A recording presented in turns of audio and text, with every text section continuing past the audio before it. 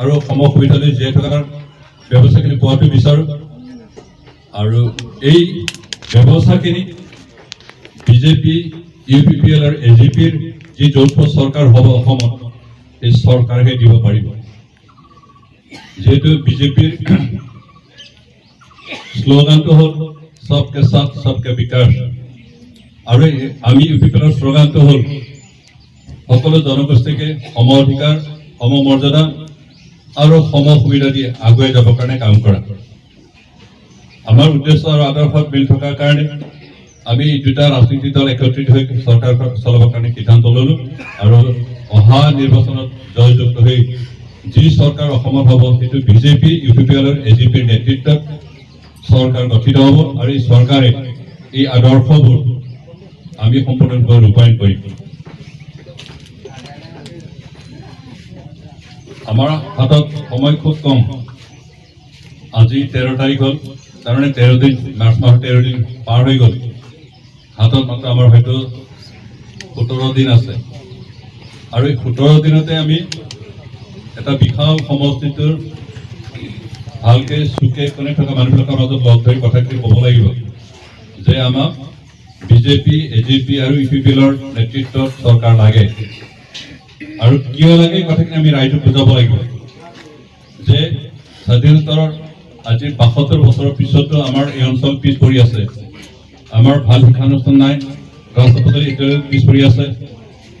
খোৱা পানীৰ ব্যৱস্থা নাই, ভাল হস্পিটেল ইত্যাদি নাই, আৰু ৰাইজ চিকিৎসা ব্যৱস্থাৰ পৰা বঞ্চিত হৈ আছে। এইখিনি সুবিধা আমাক লাগে, আৰু ৭২ বছৰত আমাৰ চৰকাৰে বেছিভাগ সময় যেহেতু কংগ্ৰেছ চৰকাৰৰ নেতৃত্ব আছিল, সেই চৰকাৰে আমাক সেই সুবিধাখিনি দিব পৰা নাই, আৰু আমাৰ BTAD অঞ্চলত যোৱা 17 বছৰ BPF এই সুবিধাখিনি আমাক দিব পৰা নাই। কিন্তু আমাক এই সুবিধাখিনি লাগে, আৰু এই সুবিধা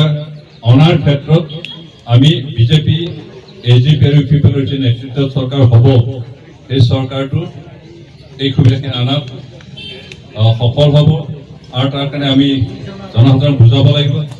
যে আমাৰ মাজত এটা পৰিৱৰ্তন লাগে, আমাক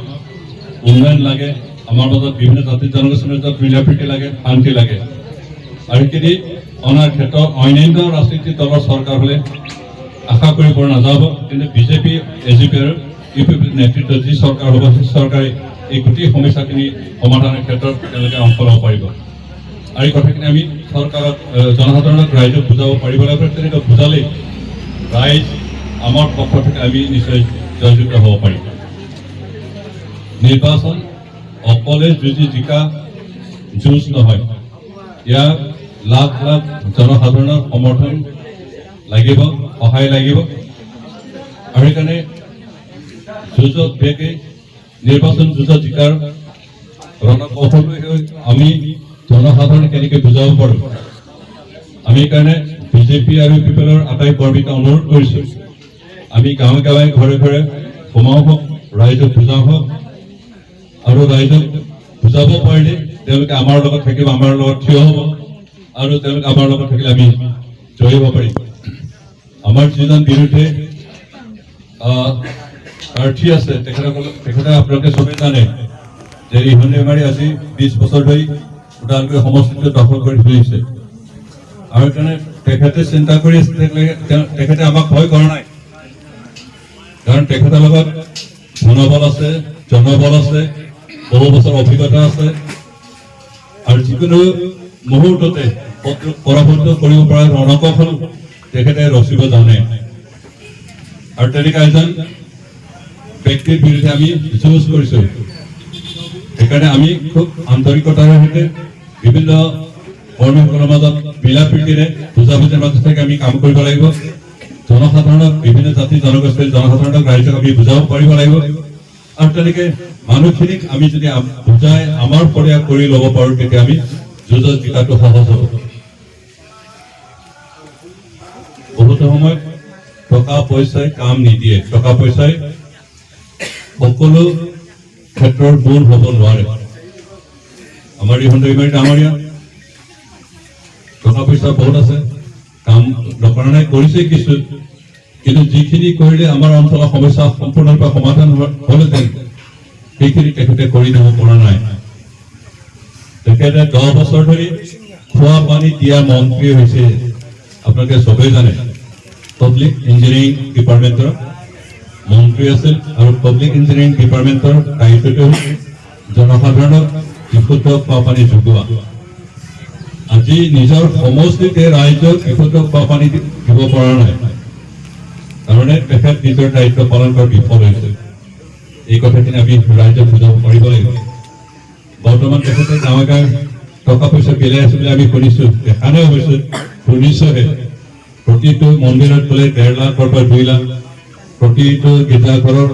নামত বোলে 1.5 লাখ 2 লাখ তেনেকৈ ভগাইছে কিমান দূৰ সঁচা মিছা আমি নাজানো কিন্তু শুনিছোঁ আৰু বহুতো গাঁৱত মানুহবিলাকৰ মাজত তেওঁ কৈছে যে মই ইতিমধ্যে 20 বছৰ MLA হিচাপে পাৰ কৰিলোঁ আৰু 5 বছৰ মই সুযোগ দিওঁ যাতে মই MLA হিচাপে সিলভাৰ জুবিলি পাতিব পাৰোঁ তাৰমানে 25 বছৰ হ'লে ৰূপালী জয়ন্তী পাতিব MLA হিচাপে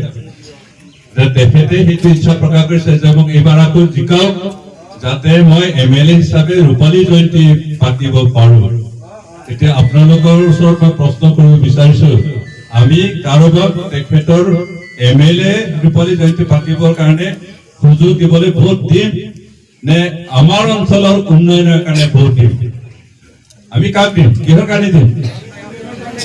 উন্নয়নৰ কাৰণে দিম নে ৰূপালী জয়ন্তী পাতিবৰ কাৰণে সুযোগ দিবলৈ ভোট দিম তেতিয়াহ'লে আপোনালোকে চিন্তা কৰক কাৰোবাৰ ৰূপালী জয়ন্তী পাতা নাপাতাৰ লগত আমাৰ সম্পৰ্ক নাই আমাক লাগে খোৱা পানী আমাক লাগে ভাল শিক্ষানুষ্ঠান আমাক লাগে ভাল ৰাস্তা পদূলি আমাক লাগে হস্পিটেল ইত্যাদি সুবিধা আমাক লাগে নিবনুৱাৰ সমস্যা সমাধান আৰু সেইখিনি কাম AGP BJP UPPLৰ যৌথ চৰকাৰৰ বাদে বেলেগে কোনো দিব নোৱাৰে সেইকাৰণে আপোনালোকক অনুৰোধ কৰিছোঁ এইবাৰ এই সকলো সমস্যা সমাধানৰ কাৰণে আপোনালোকে সবেই লাগক কষ্ট কৰক আৰু ওদালগুৰি সমষ্টিত যেহেতু আমাৰ UPPLৰ প্ৰাৰ্থী আছে UPPLৰ প্ৰাৰ্থীক ভোট দি জয়যুক্ত কৰক আমাৰ ওচৰত পানেৰী সমষ্টিত আমাৰ BJPৰ প্ৰাৰ্থী আছে আমি BJPৰ কাৰণে কাম কৰি যিসকলে পানেৰী সমষ্টিৰ ভিতৰত আছে তেখেতসকলে UPPLৰ কৰ্মীসকলেও BJPৰ প্ৰাৰ্থীক জিকাবৰ কাৰণে কাম কৰিব লাগিব মই দুপৰীয়া ক'ব বিচৰা নাই ইয়াত আপোনালোকে উপস্থিত হৈ আজি কাৰ্যালয় উন্মোচনৰ ক্ষেত্ৰত আহি আপোনালোকৰ আগ্ৰহ আপোনালোকৰ UPPLৰ প্ৰতি সমৰ্থন BJP AGP আৰু UPPLৰ চৰকাৰ গঠন কৰাৰ কাৰণে যি ইচ্ছা প্ৰকাশ কৰিছে তাৰ কাৰণে সকলোকে ধন্যবাদ জনাই মোৰ কথাখিনি সমাপ্ত কৰিছোঁ